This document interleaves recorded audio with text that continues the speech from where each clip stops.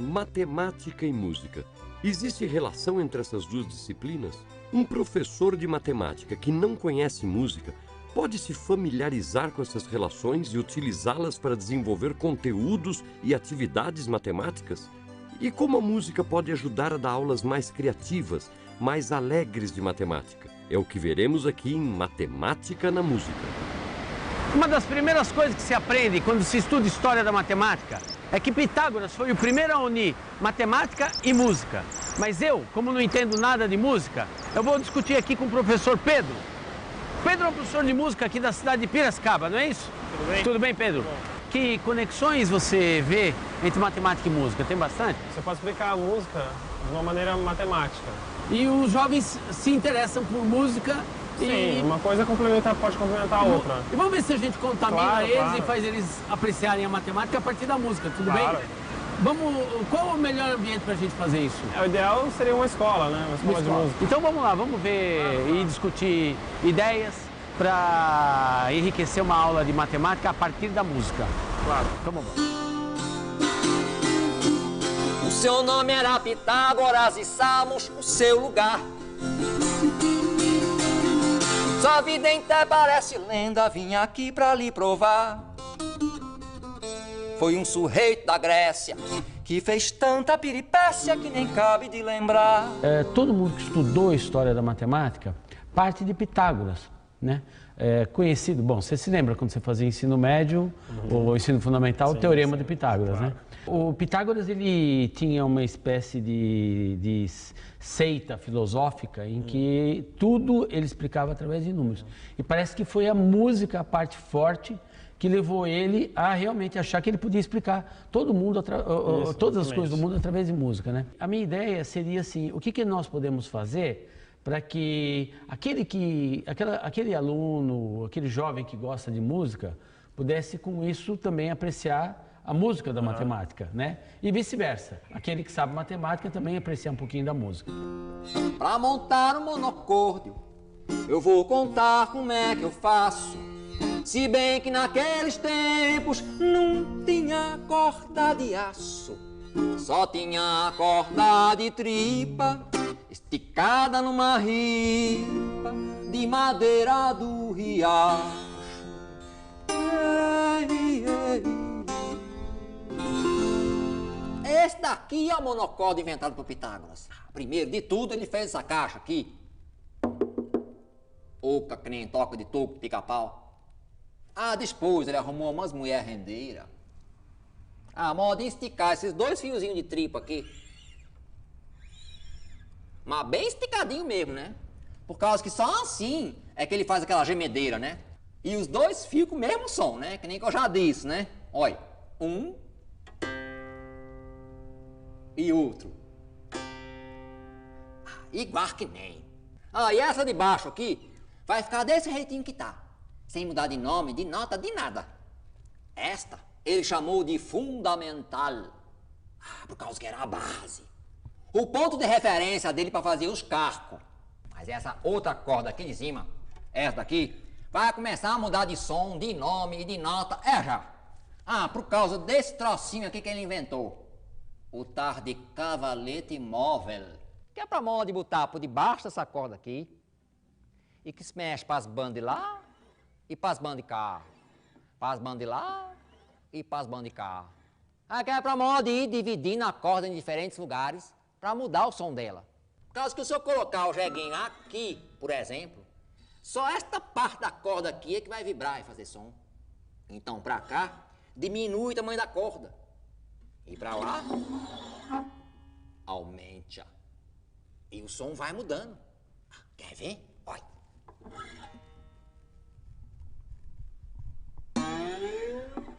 Então, mostra aqui pra gente, no instrumento, essas relações numéricas que o Pitágoras teria observado no estudo do monocórdio. Tá. O violino, aliás, os instrumentos de corda, ele tem uma estrutura parecida com a do monocórdio, né? Porque ele, assim como o monocórdio, é uma corda estendida, né? No caso são 4. Elas estão estendidas entre 2 pontos fixos, um cavalete e uma pestana, né? Então, a ideia é muito parecida. A diferença é que a gente usa o arco para tocar. Então, eu vou demonstrar mais ou menos a primeira descoberta que ele fez. Tá. A gente conhece as 7 notas musicais, né? Do, ré, mi, fá, sol, lá, si, dó, partindo desse princípio. E sabendo que essa corda aqui, a mais grossa do violino, que é essa aqui, é a corda Sol. No estudo dele, ele descobriu que ao você dividir a corda no meio, né? Você percutisse a corda, ou a metade que sobrar, ou uma das metades, você ia ter o mesmo som Sol, mas uma oitava acima. Isso quer dizer que você vai percorrer um ciclo de 7 notas. Passa por Sol, todas as notas e lá, volta num Sol. Isso, Sol, Lá, Si, Dó, Ré, Mi, Fá, Sol. Só que seria um Sol bem mais agudo do que aquele Sol. Então eu vou demonstrar agora tocando, que fica um pouco mais claro, né? Esse é o Sol natural da corda.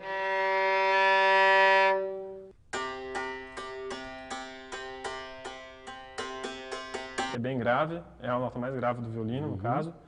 E dividindo a corda, né? Aí a gente usa o dedo, né? No caso, não é outro cavalete. Pela metade aí, Pela no caso. metade, mais ou menos. Você tem o mesmo som, uma oitava acima. Tá. Então você tem esse aqui.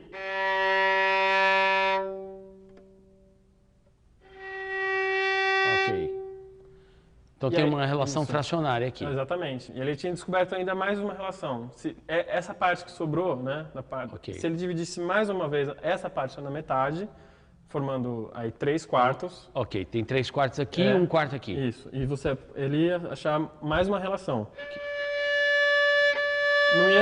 Essa relação não é mais uma oitava. Ok. Ela é uma quinta daquela outra oitava. Então, Ou seja, na verdade, 5 notas depois daquele depois Sol. daquela oitava. Que nota é essa? Se você contar Sol, Lá, Si, Dó, Ré. Ok. Né? Então você Então teria isso o vai primeiro dar um- Sol, a primeira metade, que é a primeira oitava, que também é um Sol, E e agora? a outra metade. E essa harmonia da relação das frações da música fez o Pitágoras achar que tudo podia ser explicado com números. Isso. Eu poderia, né, fazer a proporção de nota para cada nota, para descobrir como é que era. Agora, essas relações, que são relações de proporcionalidade, né? A gente está falando de frações, mas são relações de proporcionalidade. Elas existem também em outros instrumentos. Existem. Tanto os instrumentos, todos da família de arco, né? Elas são da mesma princípio, que é o violino, a viola de arco, o violoncelo, o contrabaixo. E você vê essa proporção de outras maneiras também, em instrumentos de sopros e instrumentos de corda percutida, como o piano, só que é um pouco mais diferente. E você pode mostrar com outros instrumentos de corda ainda? Posso, claro.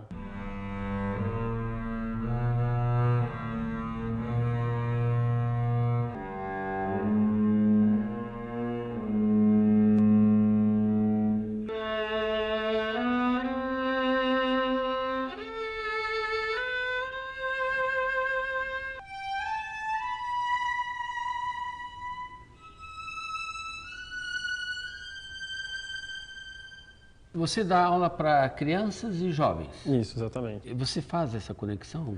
Ideias matemáticas? Você acaba tendo que usar as ideias matemáticas, mesmo as mais simples. Como frações? Como frações ou cálculos simples. Eu tocar, por exemplo, se você contar para mim 4, para você primeiro tocar uma música bem simples, Marcha Soldado. Tá. Então, conta para mim os 4 pulsos. 1, 2, 3, 4. 1, 2, 3, 4. 1, 2, 3, 4. 1, 2, 3, 4. 1, 2, 3, 4. Exatamente. Ou você usar o compasso ternário para fazer uma valsa. 1, 2, 3. Tá, mas 1, 2, 3. 1, 2, 3. 1, 2, 3. 1, 2, 3. 1, 2, 3. 1, 2, 3, 1, 2, 3, 1, 2, 3. Ok. Só que essa contagem está um pouquinho Defasada, errada. defasada. É. Agora, é engraçado, você está falando dessa marcação de tempos, né? Você vê que a minha tentação é usar as mãos como se eu estivesse, né, fazendo o gráfico da música, né? Exatamente. A gente pode falar de gráfico na música, não pode? Pode. Acho que desde a vibração do som que você constrói através de gráfico. Me lembra muito a senoide, que é a Isso. função seno, Isso. que tem como o gráfico de uma onda, né? Isso.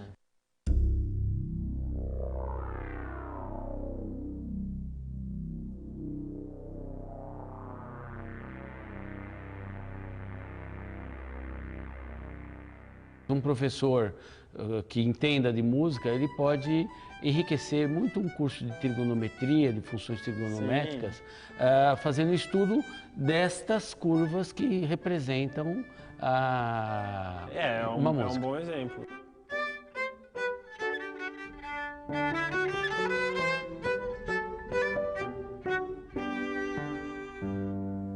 Maravilha. Tudo bem? Professora, o Pedro estava mostrando as relações numéricas que Pitágoras teria observado no monocórdio. E é possível observar essas relações numéricas num outro instrumento? Por exemplo, no piano? Em todos os instrumentos é uma lei fixa, né? Para todos eles. No piano é muito fácil da gente enxergar, nesse piano de cauda, porque nós vemos as cordas mais curtas, que são as notas mais agudas, né? Depois vocês podem ver que a corda é bem curta. Aí, ao passo que eu venho para o mais grave, as cordas já são bem mais compridas, um pouquinho mais grossas, que também isso influencia. O material de que ela é feita, né? O Pitágoras percebeu isso também. E as mais grossas, que são os mais graves, né? Que elas são bem grossas e bem mais compridas. E essa relação, se vocês pegarem uma régua e medir, ela está presente em todas essas cordas. Então, eu posso tocar a mesma nota em várias alturas, né? Então, por exemplo, uma bem aguda, aí uma oitava mais grave. Então, é sempre o mesmo som, só que em alturas diferentes. Cada vez as cordas são mais compridas. Então, quanto mais comprido, mais grave. Que nota é essa que a senhora fez? Dó. É um Dó. Aquele Sol que ele tirou no violino, é possível tirar aí? Sim. Esse aqui seria um Sol médio. Agora, uma oitava acima. Você podia fazer com o violino? As mesmas? As mesmas. É esse aqui.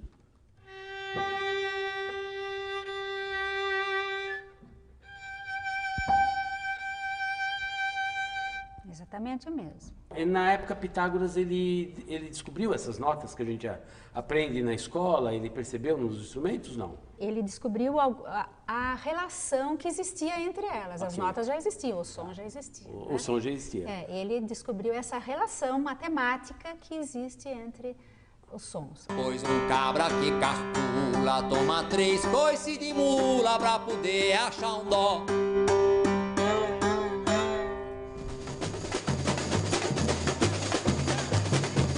Nosso negócio é música e matemática. Eu vim conversar com o professor Pedro Paulo, que além de professor de música, gosta de matemática, que eu sei, né? E verdade. O mestre Mickey é o chefe da bateria aqui da escola. Vamos tentar ver como é que a gente consegue falar um pouquinho da matemática, da música, mas nesse ambiente bonito aqui da escola. A gente pode trabalhar a matemática a partir dos ritmos e desta polirritmia, que é o que acontece numa bateria de escola de samba, que é a mistura de ritmos, mas que não é uma mistura qualquer, é uma mistura que tem um fundamento matemático, né, mesmo que seja intuitivo. A batuta está com você, agora eu sou todo ouvidos, tá bom? Tudo bem.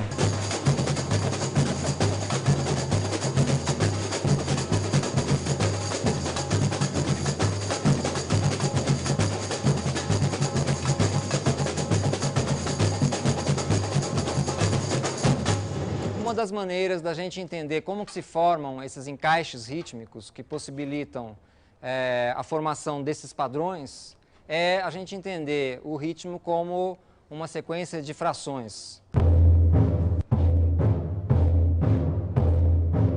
E se a gente chamar cada batida dessa do bumbo de um inteiro, a gente pode entender a participação sonora da caixa como uma subdivisão deste inteiro em 4/4.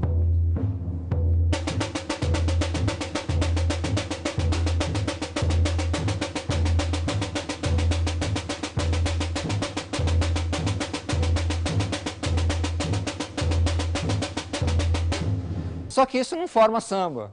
Então, para essas frações, além de elas se encaixarem ritmicamente, elas também têm um dado cultural. E esse dado cultural que faz com que essas subdivisões rítmicas tenham esse caráter de samba, tenham esse sotaque, vamos dizer assim, musical, é que entram os acentos. Vamos fazer de novo a entrada dos surdos e depois da caixa.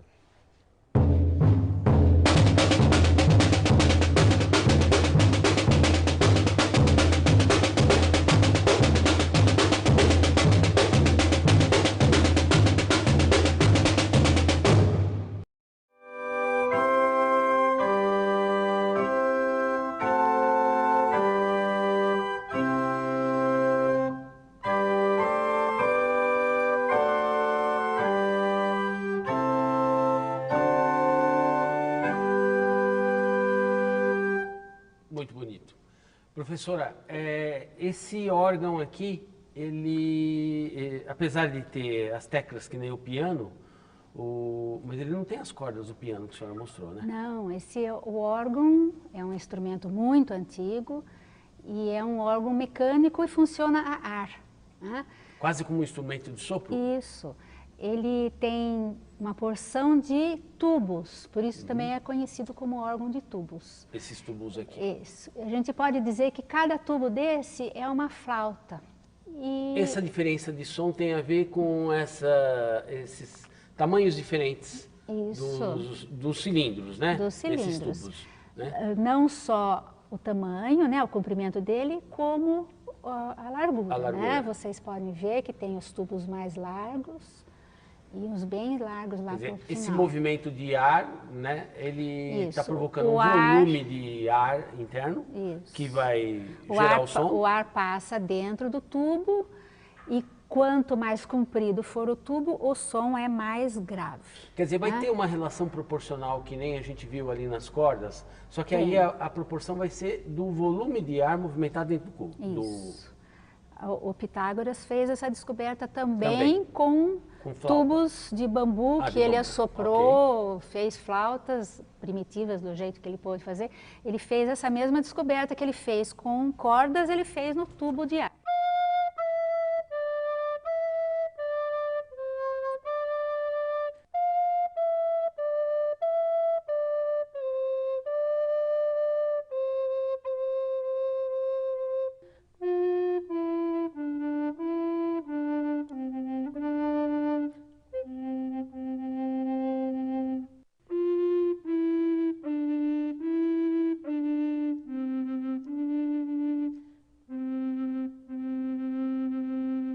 A senhora estava tocando, mas não estava tocando de memória não, né? Não, estava lendo. A senhora estava lendo a partitura. A partitura sempre me intrigou, porque é um sistema de símbolos, parecem hieróglifos, né? Mas que possibilita que uma musicista como a senhora aqui em Piracicaba toque a mesma música do mesmo jeito, provavelmente, que um musicista lá na Finlândia, tá? Sendo que a senhora não está lendo um piracicabês e ele não está lendo um finlandês, né?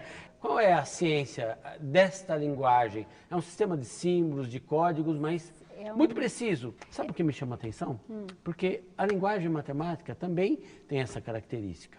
Todos podem ler. Todos podem ler, é uma linguagem universal. Muitas das dificuldades que os alunos têm em matemática, muitas vezes não é o raciocínio matemático, não é a ideia matemática, não é a situação-problema, é a linguagem em que a matemática está sendo expressa. Então, se dá pouca atenção ao trabalho didático de negociar o significado da linguagem matemática, essa linguagem universal. Muitos símbolos da linguagem matemática são tidos como arbitrários, mas na verdade, historicamente, eles foram convencionados, né? Por exemplo, o famoso símbolo da raiz quadrada, ele é uma escrita apressada da letra R, da palavra radix, do latim, mas escrito em letra gótica, então que dá aquela ideia do chapeuzinho. Então, com o tempo, um grande matemático começa a escrever assim, os outros que utilizam o livro dele, e se forma uma convenção numa comunidade, né? Eu acredito que algo parecido aconteceu com a pauta musical. Pitágoras vivia lá nos primórdios, mas tinha imaginação. Inventou o monocórdio para fazer a experimentação e verificar na prática por que é que são simpáticas as notas da canção. Bom, Pedro, chegou a hora do nosso balanço, né? É hora da gente pensar sobre as possibilidades de levar tanto a matemática para o ensino da música, como a música para o ensino da matemática. Eu fiquei muito, mas muito motivado mesmo com as possibilidades de, primeiro, me aprofundar um pouco mais, conhecer alguns conceitos, né? Segundo, utilizar isso para ensinar conceitos matemáticos. Eu vi ideias de razão, de frequência, a própria senoide que aparece na vibração das cordas. Eu estou muito motivado a estudar. Então, eu acho que uma sugestão para os professores é pesquisar, entrar em contato, perguntar até para algum aluno que toque música, né, e montar algum projeto, não acha? A música tem em si fortes elementos matemáticos, tanto elementos mais complexos como elementos mais simples ou mais diretamente perceptíveis, como é o caso das frações, como a gente viu, tanto na relação das notas musicais e na formação da escala musical. Você tem frações, também nos ritmos isso ocorre. Então, uma forma de você estabelecer a relação da música com a matemática é o professor investigar mais essa analogia que existe, essa possibilidade de analogia entre a música e os seus elementos sonoros e rítmicos e suas notas musicais e as frações. Eu vi na sua exposição o monocórdio um instrumento muito simples. Eu imaginei que seja possível construí-lo em sala de aula junto com alunos, etc. O monocórdio ele é possível de ser confeccionado em sala de aula e não é difícil, mesmo porque você vai precisar do quê? De uma caixa, de um fio flexível que pode ser uma corda de instrumento ou um elástico mesmo e, enfim, fazer ali as subdivisões, né? Então é possível que o professor, usando a sua criatividade, o seu conhecimento, ele consiga estabelecer aí uma série de atividades e um processo de conhecimento relacionando música e matemática. Olha, eu vou dar um depoimento assim, meu, né? Eu fiquei muito motivado com tudo que eu ouvi e vi acontecendo e estou motivado a estudar um pouco mais de música, ver outras relações um pouco mais sofisticadas, que envolve razões, potências. Eu vou procurar pesquisar e temperar um pouco melhor algumas aulas que eu vou dar. Eu acho que o recado para todo mundo é vamos harmonizar essas aulas de matemática um pouco, né? É isso aí. Agora você já sabe que existe uma relação direta entre a matemática e a música. Nesse programa, Bigode, que não entende nada de música, apontou fatos relacionados à história da música e à participação direta da matemática em sua construção. Afinal, tem matemática em toda parte. Antes de encerrar esse programa, veja só uma curiosidade. Este é o músico vietnamita Pen Duc Phan. Ele executa uma canção no dambal. O dambal é um monocórdio vietnamita. O primeiro registro de sua existência data de 1770. O solo de dambal faz parte da música tradicional do Vietnã e é muito popular nesse país. E hoje o dambal está presente em conjuntos de música contemporânea asiática. Nós não podemos afirmar que o dambal tenha se originado a partir do monocórdio de Pitágoras, de que muito falamos aqui nesse programa, embora seja difícil não estabelecer uma relação entre eles. De qualquer forma, é admirável ouvir o monocórdio vietnamita e se deixar levar pelo charme e pela leveza desse instrumento tão simples e ao mesmo tempo tão melodioso.